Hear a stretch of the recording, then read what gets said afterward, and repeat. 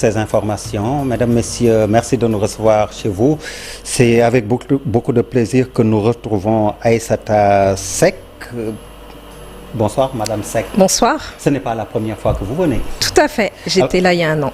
Alors, à peu près. Oui, allez, bon retour alors. Et vous êtes présidente de l'association pour la mémoire et l'histoire des tirailleurs sénégalais, directrice de la Fondation pour la mémoire de l'esclavage. Alors vous êtes à Dakar dans le cadre des préparatifs de la commémoration des 80 ans du massacre du camp de Thiaroye. C'était le 1er décembre 1944. Un comité a été mis en place par le Premier ministre, c'était le 16 août dernier. Donc vous faites partie de ce comité.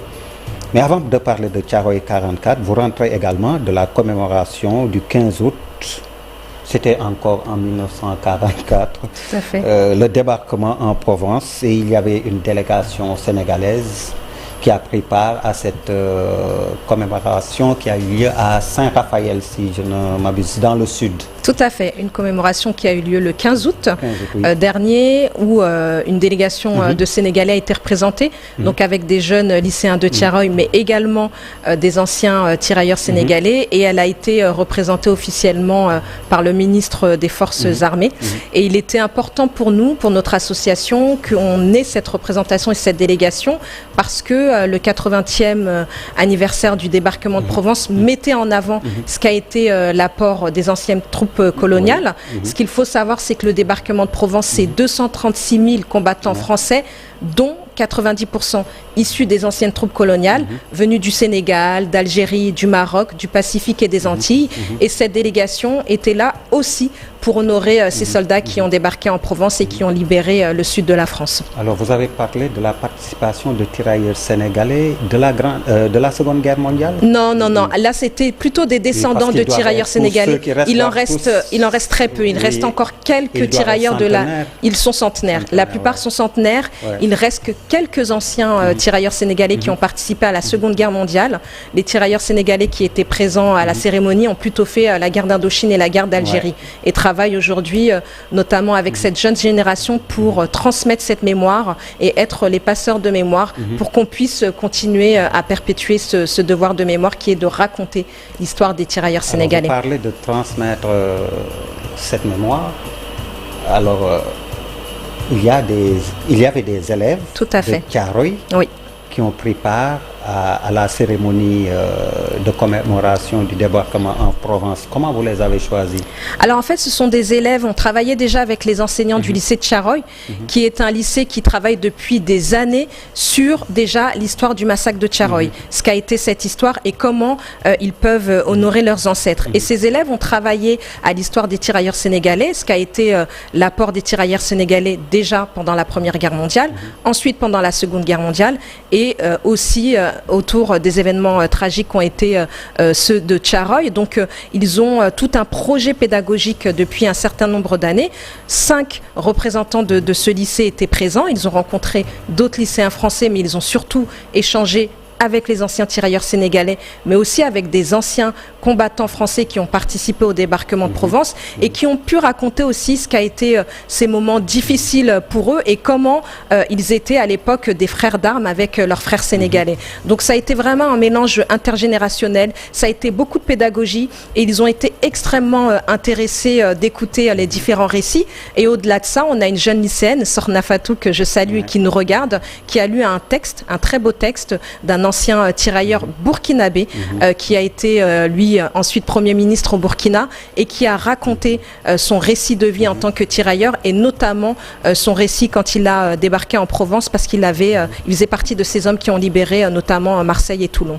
Connaissant ou sachant que ce sont des troupes coloniales qui ont réalisé le débarquement de Provence, on est un peu frustré de voir que c'est le débarquement en Normandie qu'on connaît le plus, le 6 juin. Tout à fait. 1944. Tout à fait. Que certains même ont appelé le jour le plus long. Oui, oui, en effet.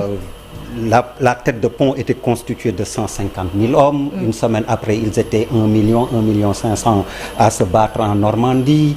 Le général Montgomery, par exemple, qui pensait qu'en 3 jours, il allait prendre Caen, a pris 6 semaines avec des tapis de bombes sur la ville pour vous êtes bien venir à bout des Allemands. Non, tout ça pour vous dire, comme ça, de mémoire, on peut vous réciter ce qui s'est passé en Normandie, ce qui n'est pas le cas pour la Provence. Est-ce que ce n'est pas frustrant finalement? C'est extrêmement frustrant parce que le débarquement de Provence a été tout aussi important que le débarquement de Normandie. Oui. Le débarquement de Normandie, dans la foulée libérée, Marseille, tout à fait, là, exactement. Ce sont les troupes coloniales, comme vous dites. Exactement. Le débarquement de Normandie, c'est essentiellement les troupes américaines, canadiennes, anglaises qui accompagnaient les Français. Ouais. Le débarquement de Provence, je l'ai déjà dit, ce sont les anciennes troupes coloniales. Ouais. Et évidemment, il y a énormément de frustration parce qu'on entend bien plus parler du débarquement de Normandie que celui du débarquement de Provence. Et le rôle d'associations comme les nôtres, mais pas que d'associations, d'acteurs de terrain, mais aussi de l'État, doit être de mieux mettre en avant ce qu'a été ce débarquement de Provence. Et c'est le travail que nous faisons et que nous continuerons à faire. On a des documentaires qui existent, qu'on doit mettre en avant. La presse aussi doit se saisir de ces sujets. On a eu beaucoup d'articles sur ce 15 août.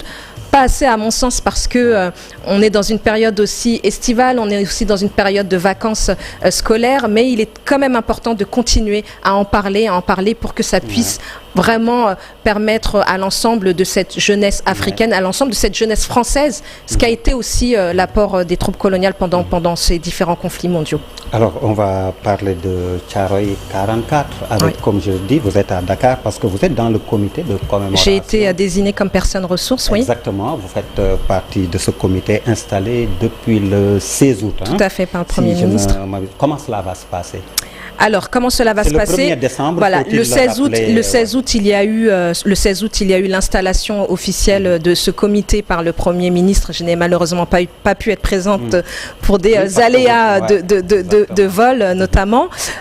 Comment ça va se passer? Il y a une volonté, en tout cas, de l'État et du Premier ministre que on ait une commémoration à la hauteur de ce qu'a été ce moment tragique de l'histoire sénégalaise. Je ne peux pas vous en dire plus parce qu'on s'est rencontrés une première fois et nous avons fait connaissance et échangé sur un certain nombre de choses. Mais l'idée étant que le Sénégal puisse marquer le coup à travers cette commémoration. Mais au-delà de marquer le coup à travers cette commémoration, c'est qu'il y ait tout un travail de recherche, d'archives avec des chercheurs, des scientifiques, des historiens et des personnes ressources qui puissent accompagner le Premier ministre dans ce sens-là. Donc beaucoup de travail. Alors, comme je dis, vous vivez en France. Tout à fait. Comment cela est vu, traité, et quelle histoire on vous raconte, ou on raconte en tout cas là-bas, de Thiaroye 44? On ne l'évoque pas. En tout cas, ce n'est pas évoqué dans les manuels scolaires. Ce qu'il faut savoir, c'est que l'apport des troupes coloniales est évoqué dans les programmes scolaires de 4e et 3e. On mentionne l'apport des troupes coloniales pendant les différents conflits mondiaux. Le massacre de Thiaroye n'est absolument pas mentionné dans les programmes scolaires. Donc la vraie histoire est tue. Néanmoins, on a une jeunesse beaucoup plus conscientisée qui n'attend pas d'apprendre cette histoire à l'école pour faire ses propres recherches. Ensuite, on a un certain nombre de livres qui ont été édités. On a des historiens sénégalais, mais également des historiens français qui ont écrit sur le sujet et sur le massacre de Thiaroye. Et aujourd'hui, on sait qu'on a aussi des jeunes étudiants, notamment de l'université de Cheikh Anta Diop, qui veulent proposer des thèses et qui sont à la recherche de bourses de recherche pour pouvoir produire des documents qui seront en tout cas accessibles au grand public. Mais vous l'avez dit, il y a de la production donc autour de ça, mais est-ce qu'il y en a assez du point de vue de la littérature, d'autres œuvres? Je dirais qu'il y en a, en fait, il n'y en a jamais assez. Il y a des documents, des productions et de la littérature qui existent, mais qui n'est pas forcément accessible au grand public. Je sais que la volonté du gouvernement aujourd'hui est que cette histoire soit mieux connue des Sénégalais, qu'elle soit mieux reconnue, mais surtout qu'il y ait un travail de fond, notamment sur les questions de vérité et de justice. Et c'est dans ce sens-là aussi que ce comité a été mis en place. Alors, que compte faire votre association pour la mémoire des martyrs? Notre association travaille déjà depuis des années sur les questions de reconnaissance, sur les questions de justice, sur les questions de droit et sur les questions de transmission. C'est dans ce sens-là que nous avons mené cette délégation qui a participé au 80e anniversaire du débarquement de Provence, mais c'est une association qui est active sur le terrain français et sénégalais, où on fait le tour des écoles pour raconter cette histoire. On propose des outils pédagogiques supplémentaires pour mieux appréhender cette histoire tragique qui, malheureusement, fait partie de l'histoire du Sénégal, fait partie de l'histoire de France. L'idée, c'est de ne pas la nier, mais c'est de la raconter pour mieux appréhender notre avenir. Alors, Thiaroye 44, aussi, à partir de la France, quelles sont les réactions que vous avez des Africains et ceux que je vais appeler africanistes, parce que c'est vrai qu'on les appelle les tirailleurs sénégalais, mais comme vous l'avez dit, il y avait des Burkinabés. Bien sûr, ils venaient de toute l'Afrique subsaharienne. Et quels sont les retours? Je pense que ce qu'il faut rappeler, en fait, on dit tirailleurs sénégalais parce que le premier régiment a été créé en 1857 au Sénégal, mais ils venaient de toute l'Afrique subsaharienne. Les jeunes de la diaspora sénégalaise, mais pas que les jeunes, en réalité, souhaitent avoir bien évidemment plus d'informations, plus de documents, plus d'archives autour de cette histoire. Et comme je l'ai dit, on a une jeunesse beaucoup plus conscientisée qui fait des recherches, qui produit des contenus vidéo, pédagogiques, accessibles à tous. Donc l'approche est bien évidemment différente. Le bilan officiel qui avait été communiqué à l'époque était de 35 morts et 70 blessés, alors qu'en réalité, nous savons que ce n'est pas ce chiffre et qu'il y en avait bien plus. Aujourd'hui, le gouvernement sénégalais a décidé de se saisir de cette histoire et de permettre d'arriver, d'être proche en tout cas de la vérité. C'est vrai que c'est un vrai problème. On n'arrive toujours pas à faire un bilan officiel de cette tragédie. En tout cas, merci beaucoup Aïssata Seck. Merci à vous. Présidente de l'Association pour la mémoire et l'histoire des tirailleurs sénégalais. Vous êtes également directrice de la Fondation pour la mémoire de l'esclavage et justement pour la Fondation et les activités de mémoire pour l'esclavage. Qu'est-ce que vous faites actuellement? Alors la Fondation est une institution nationale qui a été créée en 2019 et qui propose un certain nombre de programmes, notamment au niveau de l'éducation, au niveau de la recherche, au niveau de la culture. On travaille beaucoup avec les musées en France justement pour ce qu'on pourrait dire décoloniser les arts et proposer des parcours pédagogiques pour mieux enseigner l'histoire de l'esclavage à l'école et en dehors de l'école aussi. Et donc on propose tout un tas de programmes qui permettent aux Français de mieux appréhender cette histoire. Merci beaucoup, Madame. Merci à vous. Merci également à vous, Mesdames, Messieurs, de nous avoir reçus chez vous. Excellente suite de programmes sur la TFM.